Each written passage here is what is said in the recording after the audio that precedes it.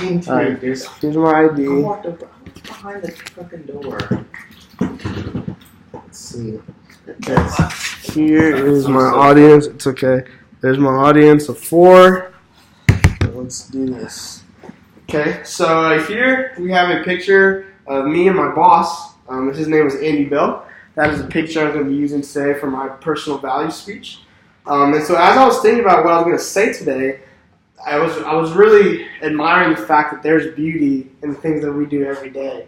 And for me, that beauty comes in the form of 60 junior high and high school kids that I get to coach every day. And so as I was coming to college, that's really what I want to do. I sent an email to every coach in the Brazos Valley, and I actually only got one email back, and it was for Andy Bell. And little did I know that responding to that email would radically change the way that I view coaching. Andy Bell changed the way that I view football, the way that I view life, and the way that I viewed the meaning of being a Christian leader. Starting with the X's and O's, he was an offensive mind. It's just like me, so it was great to watch him in the sense of football. But as many of you know, there's a lot more to leading a team than just what you do on the field. And we were about 2 weeks into the season, and he pulled me aside and told me I was doing a great job. And he just thought that the sky's the limit for me. And what he told me was he actually asked me a question. He said, "If you got the call today with offering you your dream job, would you be ready?"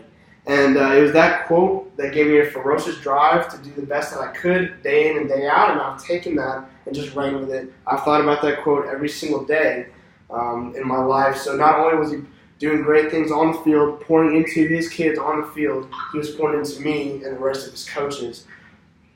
Let's see.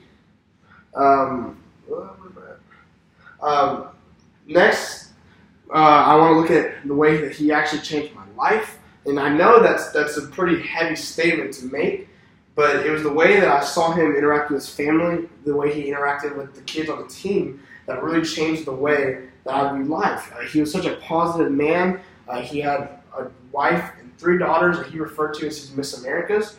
And seeing him lead as a father, lead as a husband, and lead as a head football coach was very awesome to me. And then lastly, it was the way that he led as a Christian man and how he defined that role. There was actually a time when we were about to start practice, and there was this little first grader that came up to him, and he was just playing with him and doing all sorts of stuff, and he didn't waste any time. He asked this first grader if he had accepted Jesus into his heart. And in my head, I'm like, well, he's only first grade, he's so young, there's still a lot of time for that. But I was watching this man preach the gospel to a first grader, and that just really showed me that his mission was, his first and foremost mission was to lead people to Christ. And that really made me think that that's what I should be doing as a coach, and as I continue to grow into my roles as a coach, that's what I need to really have a focus on. And so in conclusion, when I met Coach Bell and when I met Andy, the way that I view football and the way that I view the way that things are supposed to be done was radically different than how I view it today, and that's solely because of who he is, who he was in my life, and who he was to that football team.